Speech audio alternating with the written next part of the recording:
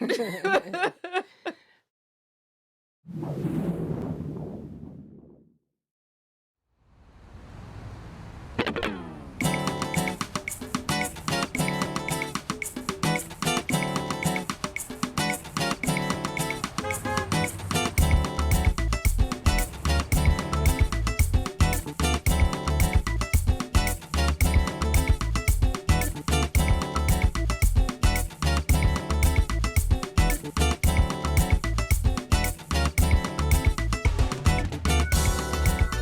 the Streets with Felice León, connecting aspiring talent with creative professionals.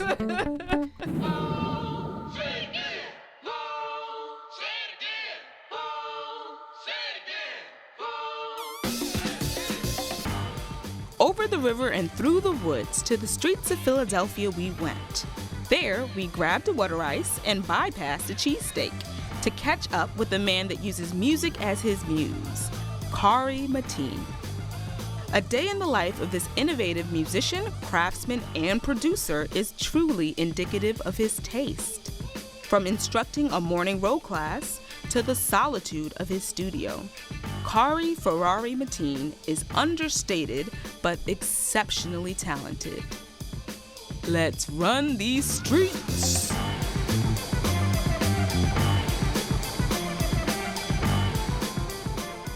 Hello and welcome to another episode of Running the Streets with Felice León.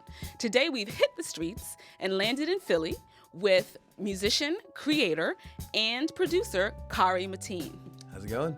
Thank you for joining us, Khari. So you come from a family of musicians. Mm-hmm. Is that true? So how was it growing up? I have an older brother. Okay. And we both played all the time. I think my parents didn't want to say all right, you have to do this, but they definitely, supported me all the time. Absolutely. That's great. So how would you say that your upbringing influenced the man that you are today? So I would say, just I see my life in two steps. It's earlier on developed, I had both parents, always around and really, guided me through those young years where things I think are very important. And then later on in life, my parents split, my mom remarried. But, just looking at my mom and how her work ethic just drove, every day she got up, got me up, make sure I was at school, and doing all those things. And, being able to support me financially in doing music. So that, that's in and of itself is the greatest opportunity and chance, because some people just don't even come close, to having, certain opportunities like that. Who or what served as a muse in your creation process? I think when I first moved here from Atlanta and meeting guys like Dice Raw, he's an MC that works with the Roots, having him around earlier on to try to guide me through the music industry and just life in general, because I wasn't working on any records, what I'm saying? That was just a good friend. Richard Nichols, the manager of the Roots, great thinker. This dude is, he really opened my eyes to a lot of social things, especially within the community. I'm very within myself, and that's where I kind of grab a lot of the strength from. I know that you also do place great value on education. So why the choice not to go to college? Could not afford it. Mm-hmm. It was one of those things where, all right, I was going to go to a college in Florida, and I was like, all right, I got to take out a loan, and I have to take out a lot of loans to get this done, And I was like, honestly, I made a call to one of my friends, and it was he asked me what I wanted to do.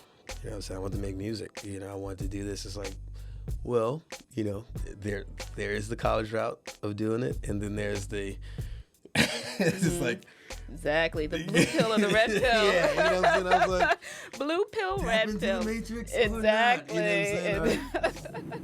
You have a vast portfolio working with artists such as Jay Davy, The Roots, and Jill Scott. Aside from that, you have received a Grammy nomination for your work with The Roots on Game Theory.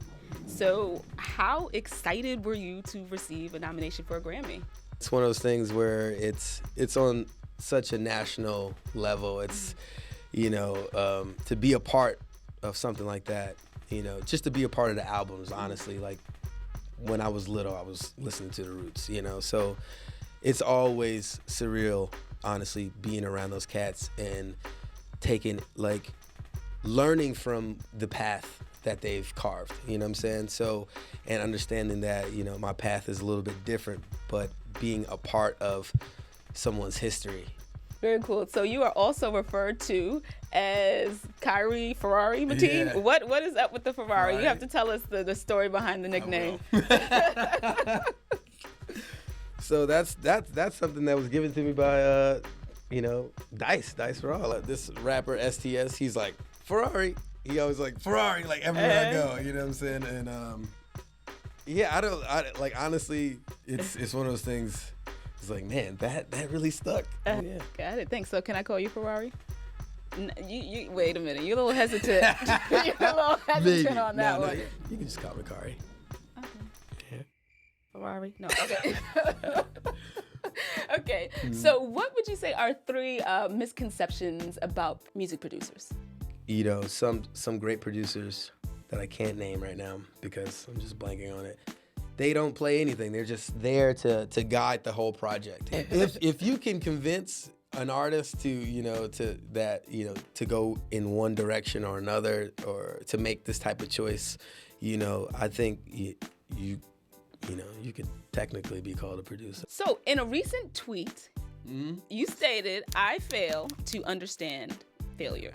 So explain that. Like, how does that tweet kind of define your personal and professional growth? I can't understand not doing this. You know what I'm saying? So like that aspect of failing. When you say failing, that means like you're gonna stop. On to your debut album, Wait for Sunrise. Yeah. So how would you say that the songs on that album describe the different aspects of you? I feel like I touched on, a lot of aspects of, my life, when I was talking about my family, and then like some instrumental stuff too. Like, the one instrumental track is like, because I love music and I love rhythm and culture and, Totally get that, yeah. So like, I want that to be a part of my music as well. You've done your album and you also kind of have just like random songs of awesomeness. That's what I say. So I love Ba-da-ba-ba-da-ba. That song is amazing. That is hilarious. Like, you are just going. You have on your Joe Cool shades, and then it's like new age scatting. So what is the thought or the story behind the name The Lunchroom? Well, I remember always the lunchroom being this like a community of people, Okay. And back when I was little, it was kids, you know what I'm saying? And these kids would, have all their grand ideas, and it was a forum that was, you had your tables and those. A meeting of the minds? Yeah. Over peanut butter? And as time went on, the food changed, but the idea stayed the same. And that's what, we kind of preach is, what idea do you want to get? Where do you want to get to? What do you want? What are your goals? And we strive to get that done, And having content that reflects that. Yeah, for sure. At Running the Streets, our goal is to connect creative professionals like yourself with aspiring talent. So what would you say are 5 tips to attaining success? Number 1, I'm gonna make this simple. Number 1, know what you want. Know what you want to get, and have that be clear in your mind. And number 2, be realistic. Always check back at number 1 and be like, oh, can I get this? 3, time frame. When do you want to get it done? And how feasible is that, be realistic. Go back to 2, then go back to 1. Okay. Number 4 is obviously hard work.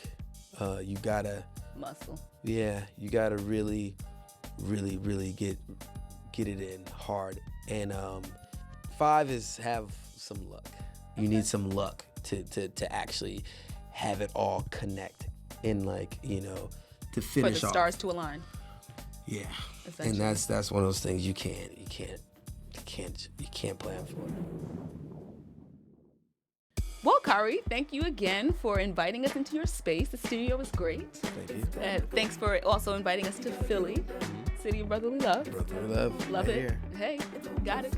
So for more information on Khari Mateen, go to kharimateen.com and also check out The Lunchroom, thelunchroom.com. For more information on Running the Streets, you can like us on Facebook and also follow us on Twitter at RTSWFL. Remember, my friends, we run these streets. We run these streets. We run these streets. We run these streets.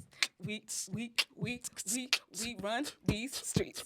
We run these streets.